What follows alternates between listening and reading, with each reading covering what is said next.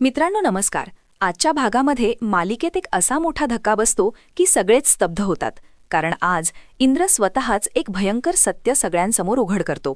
आज आपण पाहतो की इंद्र बाहेर निघालेला असतो. तेवढ्यात आबा तिथे येतात आणि थांबवत म्हणतात, काय चाललंय तुमच्या तिघांचं? मला नीट सांगाल का? सगळे थांबतात. वातावरण एकदम तणावपूर्ण होतं. तेवढ्यात मालती पुढे येते आणि संतापाने म्हणते, आबा तुम्हीच विचारा यांना. ही राणी माझ्या मुलावर आरोप करते की त्याने तिच्या बुवांना वैद केला आहे. माझा मुलगा बघा रात्रंदिवस त्यांना शोधतोय, सगळीकडे फिरतोय, आणि ही मात्र सरळ सरळ म्हणते की तुमचाच मुलगा दोषी आहे. तुम्हीच तिला समजवा. राणी ही शांत न राहता उत्तर देते, मी कुठलाही आरोप उगाच करत नाहीये आबा.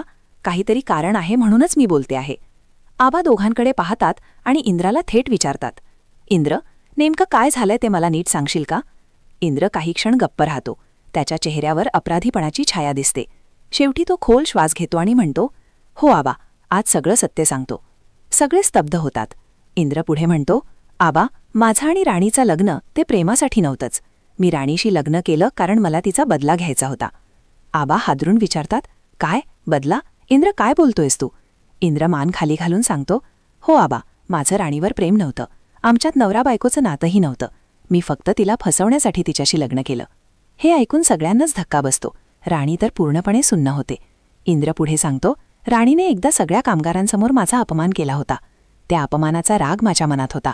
तेव्हा मला तिच्याशी लग्न करण्याची संधी मिळाली आणि मी ती संधी बदल्यासाठी वापरली. आबा संतापून म्हणतात, इंद्र हे काय केलंस तू?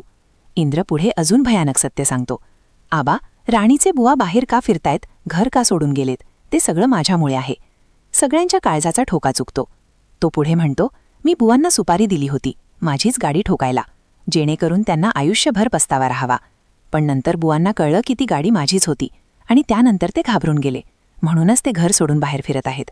हे ऐकून राणी अक्षरशः कोसळते. तिच्या डोळ्यातून अश्रू वाहायला लागतात. इंद्र शेवटी म्हणतो, आबा या सगळ्याला मीच जबाबदार आहे. राणीची यात काहीच चूक नाही. तिच्या बुवांना गायब होण्यामागे माझाच हात आहे. सगळ्यांवर शोक कळा पसरते. आबा सुन्न होऊन उभे राहतात. मालतीला धक्का बसतो. राणीला विश्वासच बसत नाही की ज्या माणसावर तिने लग्न केलं त्यानेच तिचं आयुष्य उद्ध्वस्त केलं. आता पुढच्या भागात काय होणार? आबा इंद्रावर काय निर्णय घेणार? राणी इंद्राला माफ करणार का? आणि बुवांचं पुढे काय होणार? हे सगळं जाणून घेण्यासाठी आपल्या चॅनलला नक्की सबस्क्राईब करा. व्हिडिओ कसा वाटला ते कमेंटमध्ये नक्की सांगा. भेटूया पुढच्या भागात. तोपर्यंत शुभरात्री.